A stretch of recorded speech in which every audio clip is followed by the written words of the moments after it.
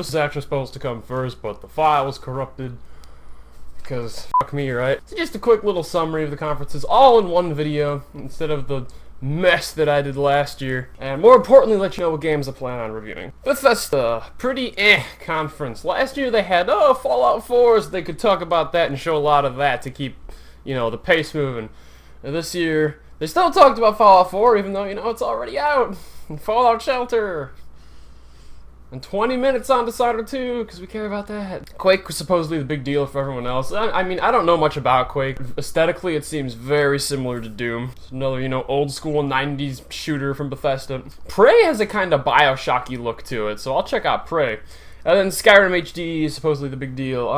I was just expecting a port to keep us busy until Elder Scrolls 6, but they like fully remastered everything. Like they took some of the mods that people already made for Skyrim on PC and put them into the PS4 version or something because like it looked completely different. It's almost like they lost the art style by making the graphics super good. We'll talk about that more when it comes out. EA, also a pretty conference because while your sports games might sell lots of copies, EA, people who focus on sports games are not the people who tune into E3. Like, if you were gonna buy a sports game, you were already gonna buy it anyway. Here's an annualized, updated version of last year's game with a different roster, okay? And slightly better graphics. You don't need some stupid CGI cutscene of a guy in a locker room pondering his life to try to get us to jump ship. Sports games are the cancer of the gaming industry. They do not count as video games, and they are dumb. And anyone who plays them is throwing their life away. But in terms of actual real video games, they showed off more Battlefield 1, which looks good. And I'm more of a Call of Duty guy at heart in terms of how the gameplay works. I mean, the whole where the series is going thing aside. I've tried Battlefield before, but I can't really get into it. So I'm hesitant to do a full review for a series that I don't like have roots in, like Battlefield. But we'll see. Titanfall 2 looks good. Mass Effect Andromeda, still know virtually nothing about. Ubisoft, colossal of a conference. First of all, I'd like to give Aisha Tyler a big fat one of these. And the games I'm interested in are South Park: The Fractured Asshole. I feel like I said that last year. I played Stick of Truth 2 completion and I liked it a lot, like immediately before I started reviewing games. For Honor looks cool in premise, but I'm worried how deep of a combat system that game's gonna have. Watching the footage, I'm like, that looks like it's gonna get really repetitive, really fast. And if all it's riding on is, hey, Vikings, samurais, and knights, isn't that cool? Like, well, Deadliest Warrior did that like 10 years ago, so I don't think that's enough. But we'll see. Ghost Recon Wildlands has been apparently turned into another Ubisoft open world tower radio climbing co-op cheap bullshit, you know, fake voice acting, grindy open world game, which I'm still interested in because it looks like a better version of Metal Gear Solid 5 without all the shitty Metal Gear Kojima bullshit, but it's not really Ghost Recon anymore. And also the graphics, yeah, bullshit. So just take every game that Ubisoft shows this year and like that, and then like turn it down 2 settings and that'll be PC on max settings, and turn it down 4 settings and that'll be what you get on consoles. Because apparently Ubisoft is exempt from false advertising laws. Same thing with Watch Dogs 2. Alright, now if you ask me, Watch Dogs 2 is the trailer that should be getting disliked into oblivion, and not Call of Duty Infinite Warfare. We'll talk about Call of Duty in a little bit, but it looks like the exact same fucking game with, again, colossally amazing graphics that will never come to fruition because we know our hardware can't do that. And then Microsoft had the first actual, you know, good conference because, you know, it went from game to game to game to game to game. It kept going.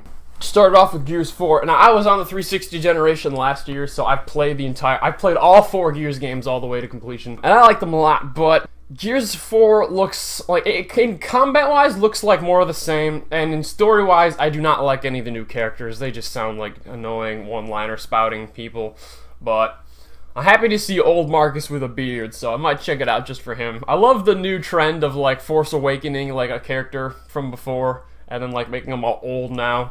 Finally got an online version of Gwent, but at this point it's too late and you should have released it with the game. Sorry, I'm not going back. We Happy Few. My sister actually took notes for me before I actually saw the conference. She's like, oh, here's the games you'll want to check out. But she didn't mention it looked like freaking Bioshock.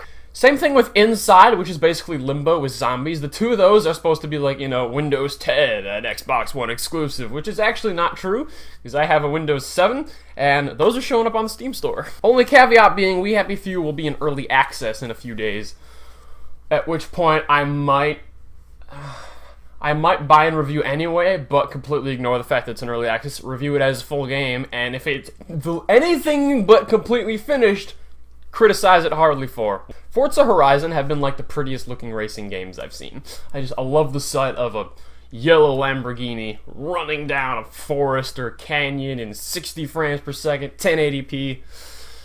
Xbox One though, not gonna happen. Final Fantasy 15. I'm still struggling to understand what exactly Final Fantasy is and how all the games connect, and Final Fantasy 11, 12-5X.2 Lightning and Thunder Returns.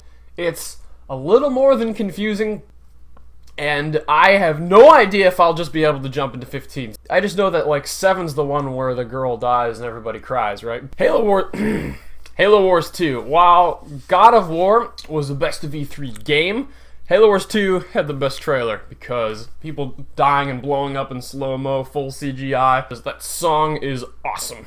I know you. Microsoft is the only one out of Sony and Nintendo who actually talked about their new console coming out. So the Xbox One S is $299, which is like surprisingly cheap. It's like, that is $200 less than Xbox One was when it launched. The difference being, you know, it runs 4K streaming, so you can like run Netflix in 4K. You can't game in 4K though.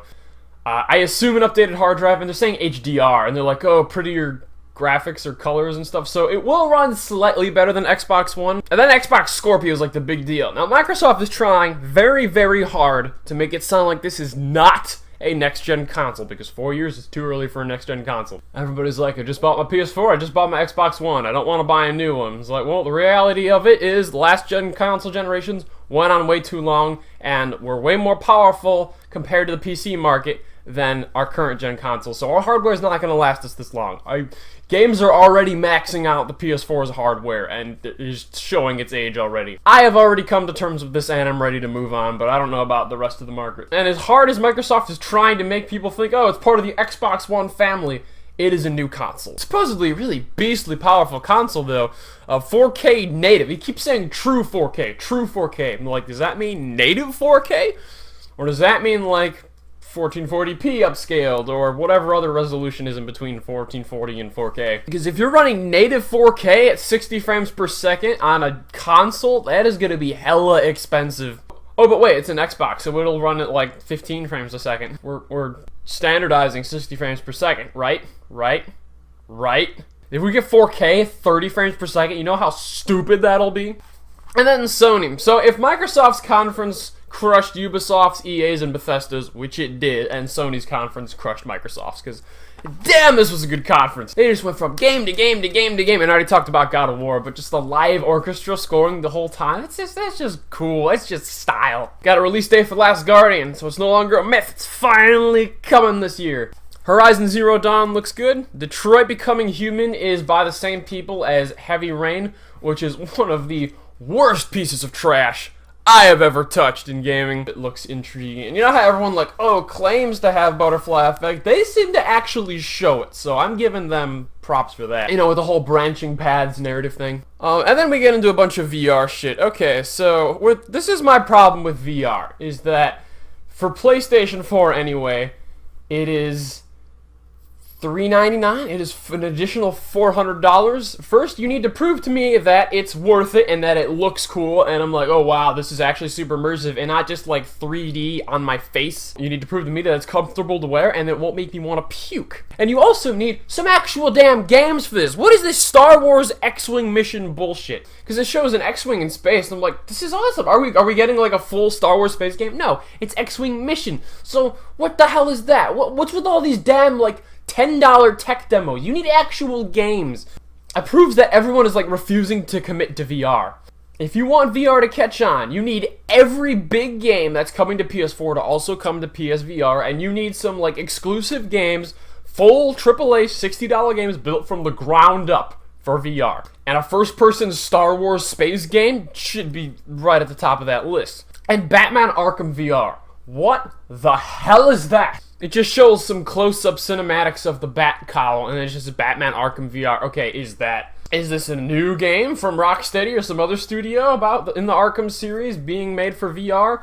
Or is it just some stupid bullshit tech demo where you look around the Batmobile and walk around the Batcave in VR? That was a super shitty trailer because it didn't tell us nothing. And that's why you will not see any VR content from me. You need to do better than that. Until I can try this thing in a GameStop, I'm not going to put $400 for something that has no games. What else does it have? The Eagle Flight Simulator and like shittily done Assassin's Creed Paris made by Ubisoft and Job Simulator. You know, if I wanted to hold a staple gun, I'd pick up a stapler. Job Simulator, that's so dumb. That is so dumb. And Zombie Taxi. And Call of Duty Infinite Warfare. They were very smart to not actually put Call of Duty Infinite Warfare on the title beforehand, because that everybody would have seen that and then just checked out. So they were clever with that, because I'm like, oh, what's this new space game? Oh, I'm flying around in a thing. And then he pulls out the gun and starts looking at us. I'm like, oh, it's Call of Duty Infinite Warfare. And I must admit, it doesn't look that bad. I honestly don't get why everyone's disliking the trailer. If you ask me, it did not look any worse than Ghosts Advanced Warfare or Black Ops 3. Like I said, I think Ubisoft should be taking the hate for that. Now, would I, like most of America, have preferred to go back to World War II or Modern Warfare? Yes, but the fact that they're finally just fully committing to future rather than this near future bullshit is nice. And they were showing some sweet looking space combat with like two like capital ships just firing guns at each other. That could be fun. You know, if that's the multiplayer, if that's the campaign. Of course it's the campaign, because like, is that the multiplayer? Do we get that kind of free roam? Get to fly around in a ship and then board other people's ships? Imagine how cool that'd be in the multiplayer. But no, it's gonna be a scripted campaign sequence, and it's just gonna be the same shitty little jetpacking around bullshit multiplayer that we've had for the last 5 years. And then the game's gonna suck. Pretty stoked for that Modern Warfare remastered though, because if there's anything I like doing on my new PS4, it's playing games from last generation. And then you got Kojima coming on to announce his new game, if you can call it that, Death Stranding. Which, I mean, if I had just seen the trailer alone, Norman Reedus coming back, woohoo, yay, because Silent Hills got canceled, oh, we're so excited. And then there's like the fish and the black ink everywhere. It's a very stylish trailer. But the fact that it has Kojima's name attached to it makes me not want to care at all. Because I hate that asshole. Just how he was walking on stage. Look, we're gonna make little light platforms for you. Look at this asshole. He's walking ahead of that. It's like, I ain't got time for you. I'm Kojima. I walk out when I want to walk out. And if we can take anything from his previous business practices, Death Stranding will be a game where he treated his employees like shit, created a shitty, unfinished product, released it, plastered his name all over it, and then blamed all the bad on Konami. Because that's how it works, right? And it was E3.